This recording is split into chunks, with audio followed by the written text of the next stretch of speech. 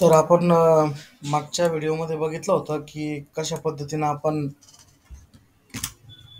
अ, एक क्लासचा एक ऑब्जेक्ट बनवला होता आणि ऑब्जेक्ट बनवून त्याला आपण एक मेथड कॉल केली होती क्लासमधली. तर या व्हिडिओमध्ये आपण फंक्शनच्या बाबतीमध्ये बघणार आहोत. फंक्शन्स काय असतात आणि बाकीच्या गोष्टीसुद्धा आपण बघणार आहोत. जसं की कोणत्या कोणत्या टाईपचे फंक्शन्स असतात, ॲरे काय आहे, वेगवेगळ्या टाईपचे ॲरे कोणते कोणते आहेत, ते आज या व्हिडिओमध्ये आपण बघणार आहोत. ओके. तर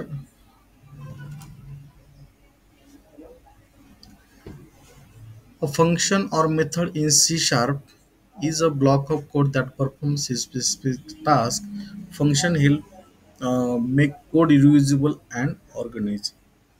तर फंक्शन म्हणजे काय आहे की फंक्शनमध्ये एक ब्लॉक ऑफ कोड असतो आणि तो फंक्शन स्पेसिफिक टास्क परफॉर्म करतं आणि याने काय होतं, आपला प्रोजेक्ट रियुजेबल बनतो. सेमच जर कोड आपल्याला प्रत्येक प्रत्येक वेळेस जर एक्झिक्यूट करायचं असेल तर ते आपण फंक्शनमध्ये टाकतो, बनवतो आणि त्या पद्धतीनं त्याचा यूज करतो, त्याला कॉल करतो. ओके. तर फंक्शनचा सिंटॅक्स कसं आहे, सगळ्यात पहिले लिहायचं रिटर्न टाईप त्याचा. ओके. त्याचा जो रिटर्न टाईप असेल तो, त्यानंतर त्या फंक्शनचं नाव, सिम्पल कर्ली ब्रॅकेटमध्ये त्याचे पॅरामीटर असतील तर पॅरामीटर आणि त्याचा रिटर्न टाईप. ओके. या सगळ्या गोष्टी असतात. तर पहिला आहे सिम्पल फंक्शन. ओके. सिम्पल फंक्शनमध्ये आपण काय करतो, सिम्पली त्याला कॉल करतो. ओके. आणि पहिले असतं त्याचं डिक्लेरेशन. या ठिकाणी स्टॅटिक लिहावं लागतं, त्याचा रिटर्न टाईप. स्टॅटिक म्हणजे फंक्शन बाहेर ॲक्सेसिबल होणार नाही. त्यानंतर असतं ॲड, त्या फंक्शनचं नाव, या ठिकाणी पॅरामीटर्स.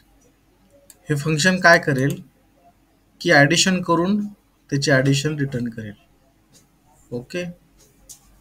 आणि मेन फंक्शनमध्ये त्या फंक्शनला, त्या मेथडला आपण कॉल केलं आणि ते एका रिझल्ट या व्हेरिएबलमध्ये स्टोअर केलं आणि तो रिझल्ट या ठिकाणी प्रिंट केला.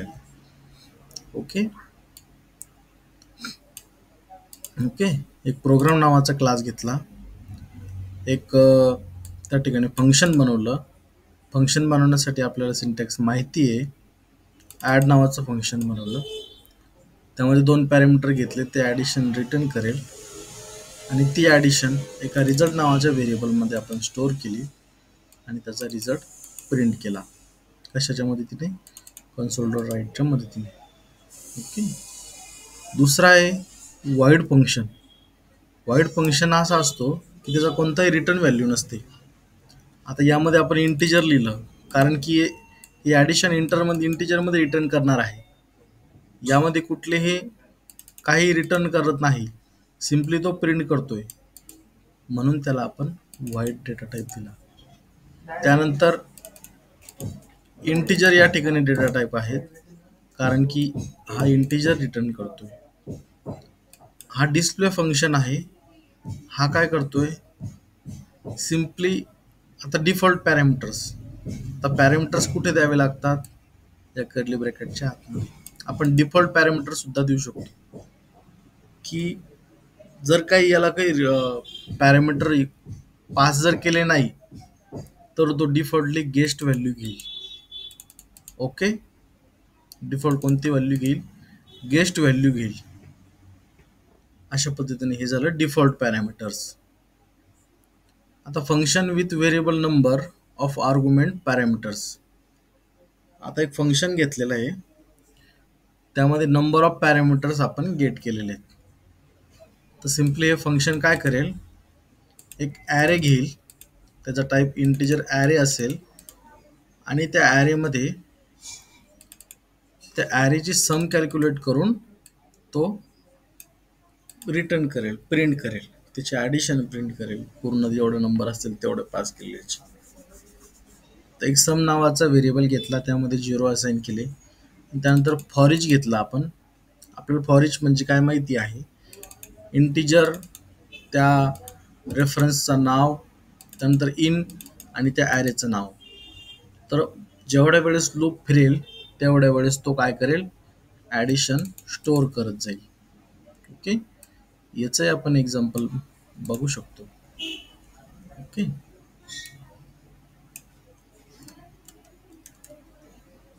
ओके, आता आपण काय करू, या प्रॅक्टिसच्या जागी या क्लासला ठेवू. काय राहतं, स्टॅटिक इंटिजर सम, क्लास कुठलाच नाही, एक क्लास पण घ्यावा लागेल आपल्याला त्यासाठी. ओके, हे काढून टाकावं लागेल.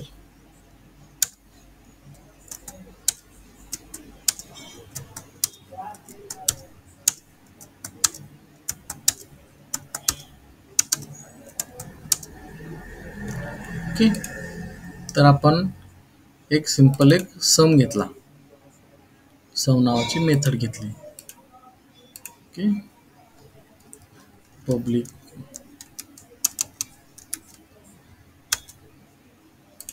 ओके, पब्लिक का बरं, कारण की बाहेर ॲक्सेस करायचे आहे म्हणून. आणि क्लासचा सगळ्यात पहिले प्रॅक्टिस नावाचा एक ऑब्जेक्ट क्रिएट केला.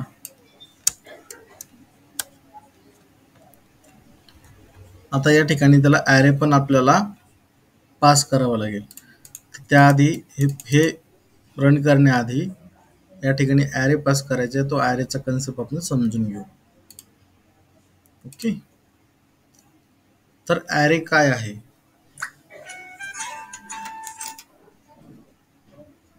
an array is a collection of elements of same data types stored in contiguous location. Array मध्ये काय असतं, सेम डेटा टाईपचं कलेक्शन असतं. ओके, आणि ते काय करतं, आता आपण इंटिजर व्हेरिएबल म्हणा किंवा काही सिंगल व्हेरिएबल, आपल्याला माहिती आहे तो सिंगल व्हेरिएबल स्टोअर करू शकतो.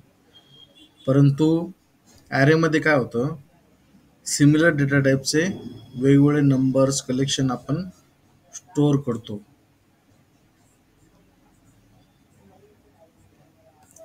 Okay, number of collection. तर त्याचा सिंटॅक्स कसा आहे, डिक्लेअर कसा करायचा ॲरे, तर इंटिजर त्या डेटा टाईप असेल तो डेटा टाईप, त्यानंतर त्याचं नाव. ओके, आणि त्याला इनिशियलाइज कसं करायचं, नंबर्समध्ये न्यू इंटिजर 5, अशा पद्धतीनं आपण त्याला इनिशियलाइज करावं लागतं. पहिले असतं डिक्लेरेशन, सेकंड असतं इनिशियलायझेशन. किंवा आपण डायरेक्टली असं सुद्धा करू शकतो की इंटिजर त्याचा डेटा टाईप घ्यायचा, स्क्वेअर ब्रॅकेट, त्याचं नाव लिहायचं ॲरेचं, न्यू कीवर्ड घ्यायचा, आणि त्यानंतर इंटिजर तिची जेवढी लेंथ असेल, यामध्ये किती आहे, 1 2 3 4 5, तर त्याची लेंथ या ठिकाणी द्यायची. ओके, आणि एक नेक्स्ट आहे शॉर्ट हँड, पण त्याचा आपण यूज करू शकतो. Integer simple curly bracket, square bracket, त्याचं नाव आणि त्या ठिकाणी त्याचे नंबर जे असतील ते. ओके, अशा पद्धतीने आपण ॲरे डिक्लेअर करू शकतो. ॲक्सेसिंग अँड मॉडिफाईंग एलिमेंट्स. आता ॲरेचे एलिमेंट्स ॲक्सेस कसे करायचे आणि मॉडिफाय कसे करायचे ते आपल्याला बघावं लागेल. तर नंबर ऑफ 10, म्हणजे या ठिकाणी आपण काय केला, ॲरेला मॉडिफाय केला. ओके, म्हणजे माझ्या नंबरच्या 0व्या लोकेशनला 10 टाका. ओके, तर starting index is always 0, starting always हा हमेशा 0 असतो. त्या ठिकाणी परत फॉर इच लूपचा यूज केला. याने 1 बाय 1 तो काय करेल, 1 बाय 1 हा ॲरे प्रिंट करेल. ओके. त्यानंतर एक आहे multi dimensional array. Multi dimensional ॲरेमध्ये काय असतं, array inside a array. Okay. हा एक माझा ॲरे आहे आणि त्यामध्ये 2 ॲरे आहेत. तर त्याला ॲक्सेस करण्यासाठी मी कसं ॲक्सेस करेन, इथं पण मला चेंज करावं लागेल. काय 2,3 म्हणजे पहिल्या ॲरेमध्ये जो आउटर ॲरे आहे त्यामध्ये दोन एलिमेंट्स आणि आतमधल्या इनर ॲरेमध्ये 3 एलिमेंट्स माझे असतील. ही माझी 2 डायमेन्शनल ॲरेची साईज आहे. ओके. त्यानंतर मी कॉमा करून दोन्ही गोष्टी त्या ठिकाणी प्रिंट केल्या. तर आता jagged array, array of array. Array of ॲरेमध्ये कसं असतं, एका ॲरेमध्ये ॲरे असतात आणि ते ॲक्सेस करण्यासाठी आपण कसं करतो, 1 of 2 म्हणजेच आउटपुट काय येईल 5. याला जॅक्ड ॲरे म्हणायचं. जॅक्ड ॲरे आपण कसं डिक्लेअर करतो, इंटिजर त्यानंतर डबल स्क्वेअर ब्रॅकेट त्यानंतर जॅक्ड ॲरे आणि त्या ठिकाणी इनिशियलायझेशन अशा पद्धतीने करतो. आता एका ॲरेमध्ये आपण कंबाईंड फंक्शन्स आणि ॲरे एका फंक्शनच्या आतमध्ये ॲरेचा उपयोग करू. ओके. मी सिम्पली हा डिक्लेअर केला ॲरे, त्यानंतर ए फंक्शन कॉल केलं, एक फंक्शन बनवलं. सर्वात पहिले फंक्शन बनवून त्यामध्ये एक ॲरे डिक्लेअर केला, पॅरामीटरला एक ॲरे दिला. तो ॲरे काय करेल, 1 बाय 1 प्रिंट करेल. ओके. 1 बाय 1 प्रिंट करेल आणि त्याचं आउटपुट अशा पद्धतीने येईल. ओके.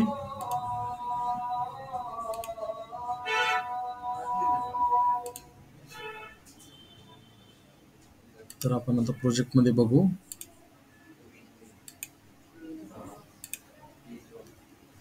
ओके. तर यामध्ये आपण काय केलं होतं, एक प्रॅक्टिस नावाचा क्लास घेतला, त्यामध्ये एक फंक्शन घेतलं सम नावाचं.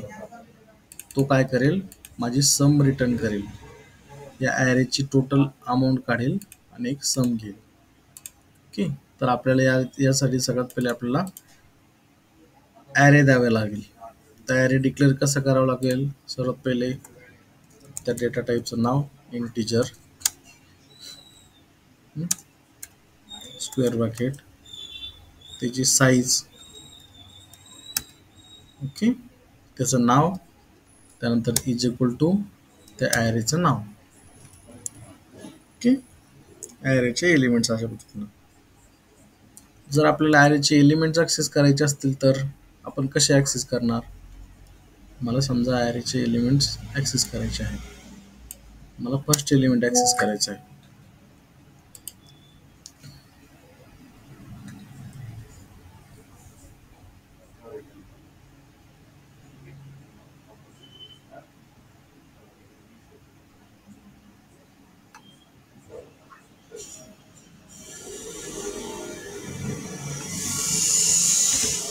ओके. तर काय करायचं, सिम्पली इंट ऑफ 0. ओके. अशा पद्धतीने येतं. 0 म्हणल्यानंतर मला काय होईल, 1 ॲक्सेस होईल. इथं आउटपुटमध्ये काय येईल, माझ्या 1.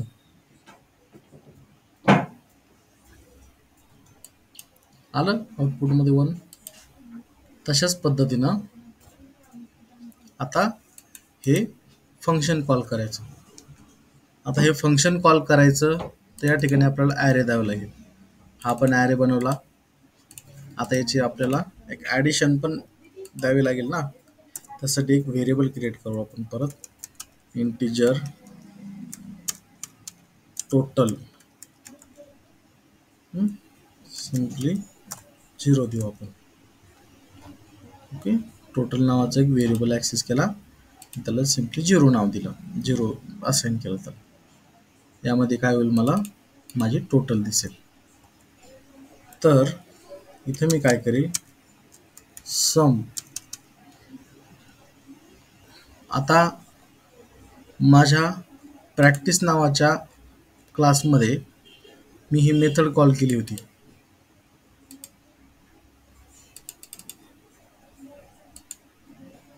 Just a second.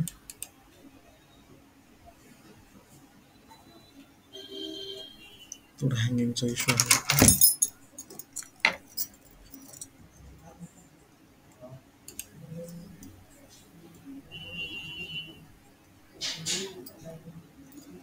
Okay.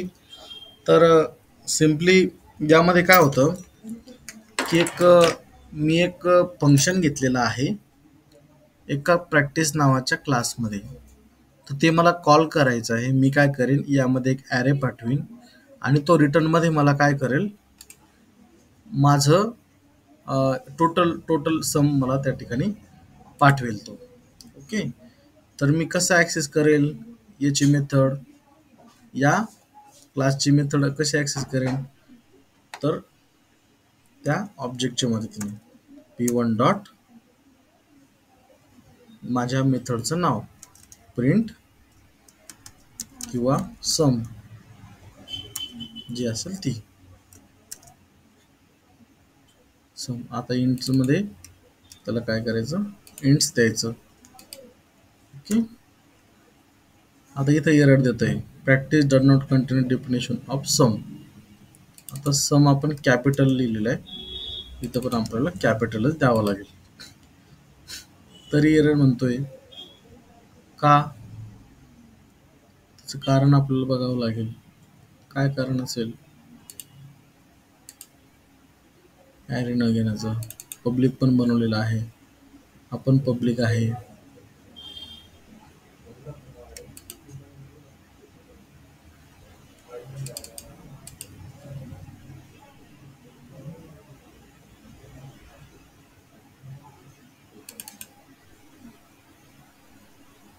p1 dot some.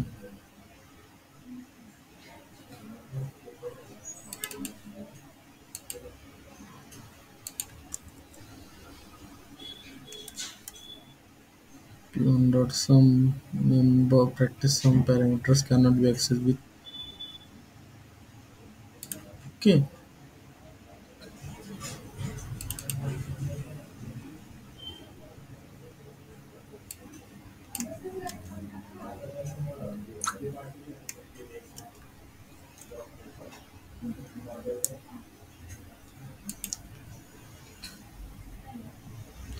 p1 is not null here.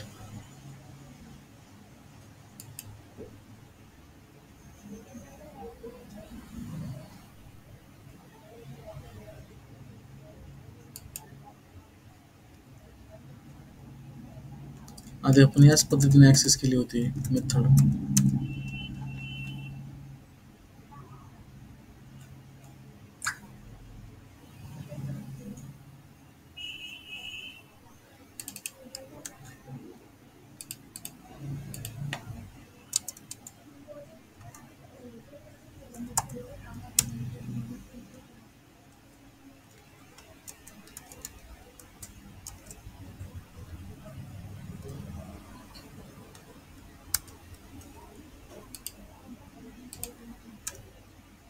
Okay.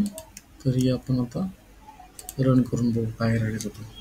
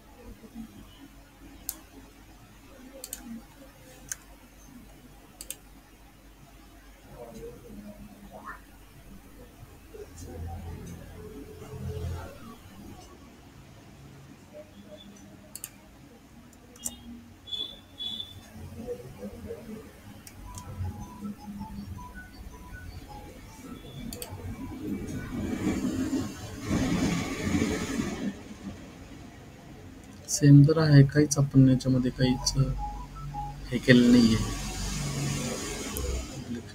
Static वाढमेंट एव्हरीथिंग इज करेक्ट. का रॉंग येतंय?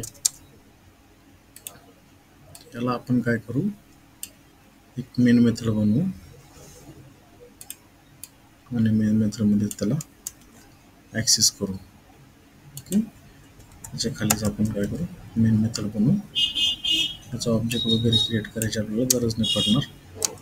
डायरेक्ट आपल्याला ते ॲक्सेस करता येईल सम नावाची मेथड. सम मीन्स ही एक मेथड बनवली, ही एक मेथड आहे मेन, आणि त्या ठिकाणी हे पण काढून टाकू. हे कमेंट करू, याची काही सध्या गरज नाही आहे.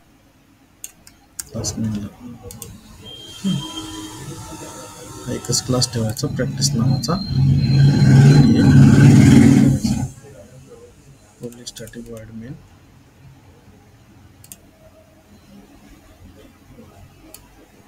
Okay, debug, stop all debugging आणि प्रॅक्टिस रन कर बाबा.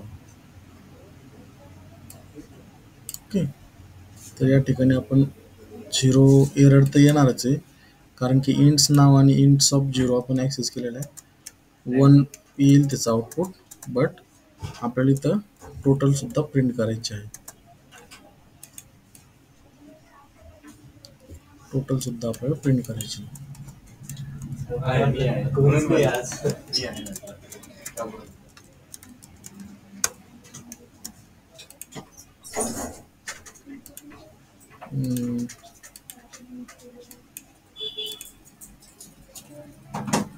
या ठिकाणी प्रिंट करू आपण. बघूया तर काय आउटपुट होतं.